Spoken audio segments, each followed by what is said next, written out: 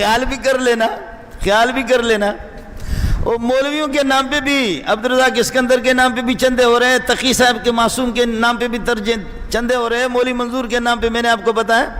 میں ایک جگہ خود چندے مانگنے کے لیے چلا گیا تو ایک خوبصورت سا مولوی آ گیا، پگڑی ہے اس کی زبردست، اور وہ رومال سے پگڑی اس نے باندھا ہوا تھا، وہ بھی ادھر بیٹھا ہوا، وہ سیٹ بڑا تھا، وہ چندہ دینے والا، وہ مجھ سے، میں پہلے بیٹھا ہوا تھا، مولوی صاحب بھی آ گیا، مولوی صاحب آ گیا، دبئی کی بات بتا رہا ہوں، ابو ظبی العین کی۔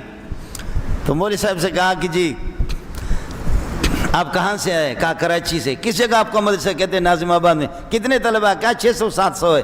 کہا کہ آپ کو کراچی کے علماء کون جانتے؟ کہا سب جانتے، تقی صاحب جانتا ہے، مولانا سلیم اللہ جانتا ہے، عبدالرزاق اسکندر جانتا ہے، فلان جانتا ہے، فلان جانتا ہے، فلان جانتا ہے، فلان۔ واہ ظالم!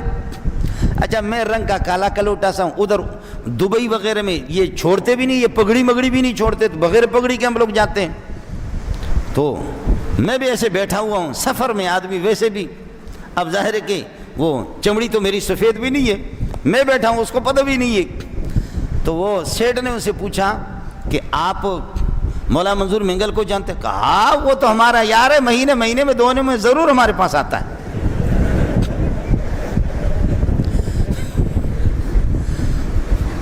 وہ دکاندار ہے، پٹھان ہے، کسی کو 500 درہم دیتا ہے، کسی کو 1000 دیتا ہے، کسی کو 2000 دیتا ہے، لیکن ہے بڑا، اللہ نے دیا ہے ان کو۔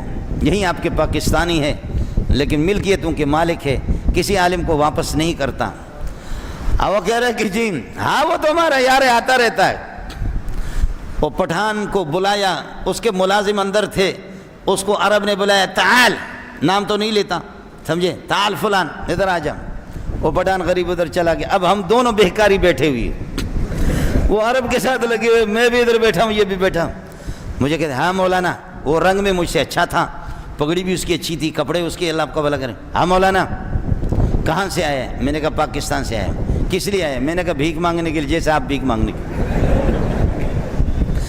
کہتے کیا مطلب؟ میں نے کہا میں بہکاری ہوں، جیسے آپ بھی بہکاری ہیں، میں بھی بہکاری ہوں۔ کیا مطلب؟ میں نے کہا مطلب یہی ہے۔ کہتے اللہ کے دین کے لیے کوئی چندہ کرے تو یہ بھیک ہے۔ میں نے کہا بھیک ہے، آپ چندہ کہتے، چیز تو ایک ہی ہے۔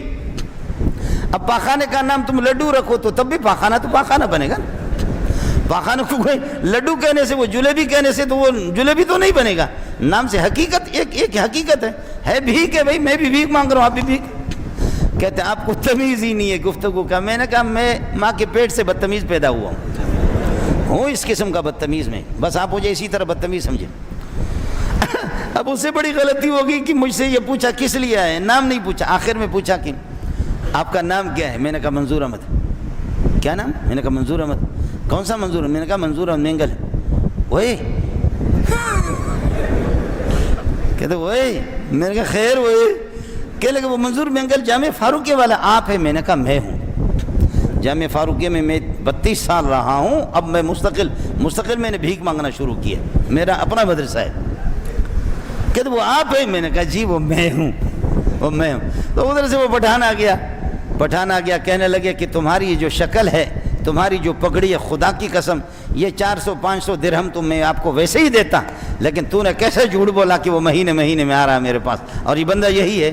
میں نے کہا پریجدہ پختان صاحب ہوں، پریجدہ معاف کرو، بس چھوڑ دو، اتنے پشتو میں بھی بولتا ہوں۔ میں نے اس نے پیسہ لیا، ایسا نہیں